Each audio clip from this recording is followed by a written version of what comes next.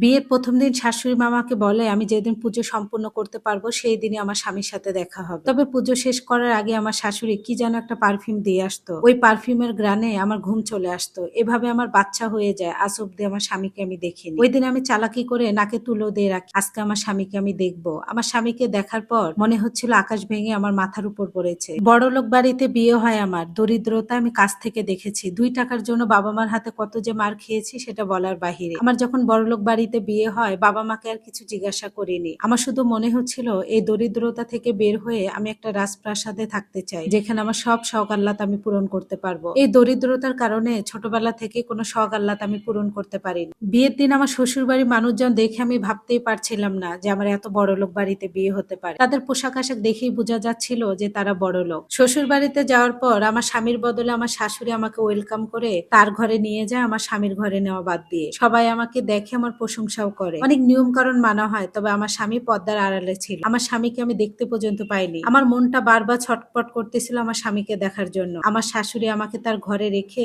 দরজা বন্ধ করে চলে যায়। আমি তার জন্য অনেক অপেক্ষা করি, কিন্তু আমার ঘরে না আমার শাশুড়ি আসে না আমার স্বামী আসে। বাধ্য হয়ে ঘাটটার ব্যথা হয়ে যায় বলি যে একটু সামনে এগিয়ে দেখ। যখনই আমি দরজা খুলবো আমার শাশুড়ি ঝড়ের গতিতে আসে আর বলে, কোথায় যাচ্ছিল বৌমা, আসো ভিতরে। আবার আমাকে খাটে বসিয়ে শাশুড়ি মা দরজা আটকে দেয় আর আমার মুখের দিকে তাকিয়ে থাকে আর বলে, বৌমা তোমার মনের ভিতরে কি চলতেছে আমি সব বুঝতে পারি। কেন এখনো তোমার স্বামী ঘরে আসলো না? আর আমি তোমাকে আমার ঘরে কেন আনলাম, তোমার স্বামীর ঘরে কেন না? তোমার স্বামীকে দেখতে পারবা তবে পুজো সম্পূর্ণ করার পর। আমার শাশুড়ি মা আমাকে নিয়ে পুজোর ঘরে যায়, আমি আরতি করি, পুজো দেই। পুজো শেষ হবে তার আগে শাশুড়ি মা কি যেন একটা পারফিউম দিয়ে আসে। আমি ও অবস্থায় শরীর হাত পা ছেড়ে দিয়ে ঘুমিয়ে যাই, আর কিছু বলতে পারি না। সকালবেলা উঠে দেখি শাশুড়ি আমার খাটের পাশে বসে আছে আর বলে, মা দুধটা খাও, অনেক তোমার উপর দিয়ে ধকল গিয়েছে। আমি তখন শাশুড়িকে বলি, মা আমি তো পুজো শেষ করতে পারিনি, তার আগে কেন জানি আমি ঘুমিয়ে গিয়েছি। তখন শাশুড়ি মা বলে, কি করলে? তাহলে তো আজকেও তোমার সাথে দেখা হবে না। আচ্ছা আজকে অনেক মেহমান আসবে, সেজে নাও। মানুষ কি বলবে, বেলা হয়ে গিয়েছে, অনেক আত্মীয় স্বজন আসবে। আমি আমার শাশুড়ি মার কথা মতো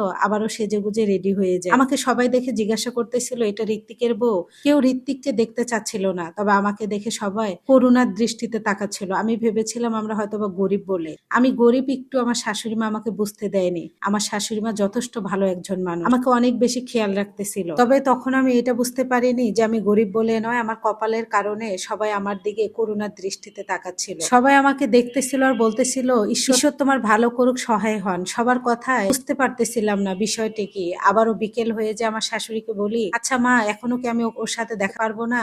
আমার মনটা ছটপট করতেছিল আমার স্বামীকে দেখার জন্য। আমার বাবা মা আমাকে একটা বারও আমার স্বামীর ছবি অব্দি দেখায়নি। আমার বাবা মা বলে, তুমি অনেক ভালো মেয়ে, আর ভালো মেয়েরা বিয়ের আগে স্বামীর ছবি দেখে না। এটা আমার অধিকার ছিল প্রতিটা মেয়ের, তবে আমার বাবা মা সেই অধিকার থেকেও আমাকে বঞ্চিত করে। আমি নির্লজ্জর মতো রাত্রে আবারও আমার শাশুড়িকে বলি, মা আজকেও কি আমাকে আপনার রুমে ঘুমাতে হবে? তখন একরকম শাশুড়ি বলে, আচ্ছা তুমি নির্লজ্জ মেয়ে, তো বিয়ের পর থেকে শুধু স্বামীকে দেখার জন্য ব্যস্ত হয়ে গিয়েছো। আমাদের বাড়ির মেয়েরা তো স্বামীকে দেখার জন্য এত ব্যস্ত হয় না। পুরোহিত মশাই নিয়ম বেঁধে দিয়ে গিয়েছে, ১ সপ্তাহ তোমাকে পুজো করতে হবে ৫ বেলা, তাহলেই তুমি তোমার স্বামীকে দেখতে পারবা। আমি চাই না কারো কুদৃষ্টি তোমাদের উপরে পড়ুক। আমি তোমাদের ভালোর জন্যই এই নিয়ম ঠাকুর মশাই বেঁধে দিয়ে গিয়েছে, না হলে ঋত্বিকের অমঙ্গল হবে। এটা শাশুড়ি মার মুখে কথা শোনার পর পরের দিন থেকে আমি ৫ বেলা করেই পুজো করতাম। শাশুড়ি মা আমার পুজো আচ্ছা দেখে খুব খুশি আর বলে, ঈশ্বর তোমার মঙ্গল করুক, তুমি একদিন অনেক বড় হবে মা, তোমার স্বামীকে নিয়ে অনেক সুখে থাকবে। শাশুড়ি মা আমার খুব যত্ন নিত। সারাদিন আমি পুজো করতাম, রাত্রে পুজো শেষ করার আগে শাশুড়ি মা যে কোনো একটা খাবার আমাকে জোর করে খাইয়ে দিত, আর কি যেন একটা পারফিউম দিয়ে যেত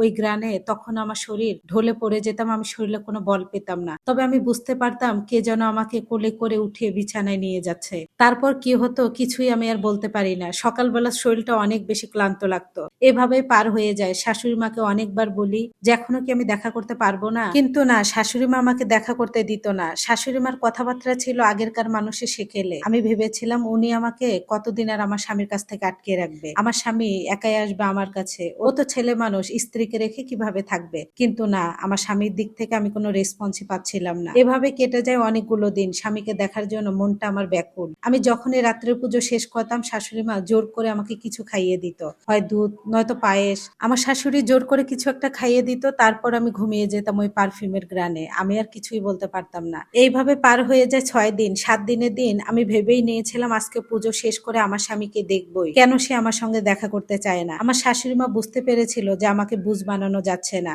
শাশুড়ি মা পায়েস দুধ অনেক কিছু আনে, তবে আমি কিছুই খাই না। আমি বলে আজকে আমার স্বামীকে আমি দেখেই ছাড়বো এই পুজো শেষ করে।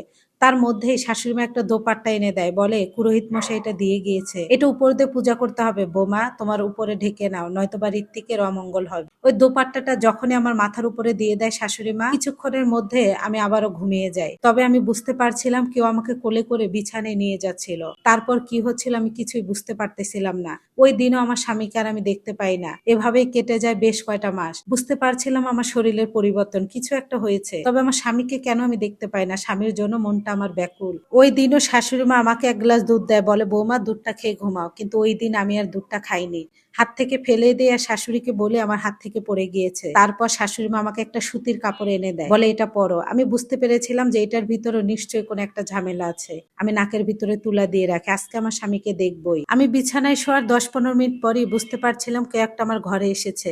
তারপরের দিন সকালেই আমি বাবার বাড়িতে চলে যাই আর বলি, তোমরা আমাকে ঠকিয়েছো, কার সাথে আমাকে বিয়ে দিয়েছো, এর সাথে আমি সংসার করব না। তোমরা আমার জীবনটাকে নষ্ট করে দিয়েছো, আমি তো চেয়েছিলাম সুখে সংসার করতে। আমার বোনকে বলি, তুই কি এরকমই শ্বশুর বাড়িতে সহ্য করি? তখন আমার বোন বলে, তো শ্বশুর বাড়িতে তো কোনো কিছুই অভাব নাই, আর আমার শ্বশুর বাড়িতে নুন আনতে পান্তা ফোড়ায়, আমরা তো পেট ভরে ভাতও খেতে পারি না। আমার বাবা মা তখন বলে, মা পাগলামি করিস না, ওইটাই তো স্বামীর সংসার, এখন ওখানেই যেতে হবে। আমার বাবা মাকে আমি রাগ করে বলি, তোমরা আমার বাবা মা না, বাবা মা নামে কলঙ্ক, তোমরা আমার জীবন নষ্ট করে দিয়েছো, তোমরা কিভাবে পারলা ওই রকম একটা মানুষের সাথে আমাকে বিয়ে দিতে, তোমরা কি এগুলা জানতা না? তখন আমার বাবা মা বলে, মারে আমরা সবটাই জানতাম, তোর কাছে লুকিয়েছি। আমি তখন বলি, ওর সাথে আমি সংসার করব না, ডিভোর্স দিব। তখন আমার বাবা বলে, মারে আমরা গরিব মানুষ, গরিবের মেয়ে কেউ বিয়ে করতে চায় না। সত্যি তো বিয়ে করতে চায় না। একবার আমাদের হিন্দু ধর্মের মেয়েদের ডিভোর্স হলে বা স্বামী মারা গেলে সবাই তাকে ভোগ করে, কিন্তু বিয়ে করতে চায় না। কিন্তু ওই রকম একটা মানুষের সাথে কিভাবে সংসার করব আমি? ওই দিন রাত্রে আমার স্বামী আমার ঘরে আসে। আমার স্বামীকে দেখার পর মনে হচ্ছিল আকাশ ভেঙে আমার মাথায় পড়েছে। তার এত ভয়ানক চেহারা এর আগে আমি কখনো দেখিনি। উনি জন্ম থেকে এরকম নাকি কোনো দুর্ঘটনায় এমন হয়েছে আমি জানি না। তার পুরাটা মুখ পশম দিয়ে ভরা, সে ভালোভাবে তাকাতেও পারে নাই। এমন ভয়ানক চেহারা দেখে আমি সেই দিন জ্ঞান হারিয়ে ফেলি। কিভাবে পারলো আমার বাবা মা আমার জীবন নষ্ট করতে? আমরা চাইলে অন্য ধর্ম মেয়েদের মতো স্বামী সংসার ছেড়ে আসতে পারি না। ডিভোর্স হলে কিংবা স্বামী মারা গেলে আমাদের সবাই ভোগ করতে চায়, কিন্তু স্ত্রীর মর্যাদা দিয়ে কেউ বাড়িতে নিয়ে যেতে চায় না। আমার শাশুড়ি আর আমার শ্বশুর বাড়ির মানুষজন সবাই আসে আমাদের বাড়িতে। আমি তখন বলি, আমি এরকম স্বামীর সাথে সংসার করতে পারবো না, ওকে আমি ডিভোর্স দিব। আমার শাশুড়ি মা আমার হাত জড়িয়ে ধরে কান্না করে বলে, মা জানি আমরা তোকে মিথ্যা বলে বিয়ে করিয়েছে আমার ছেলের সাথে।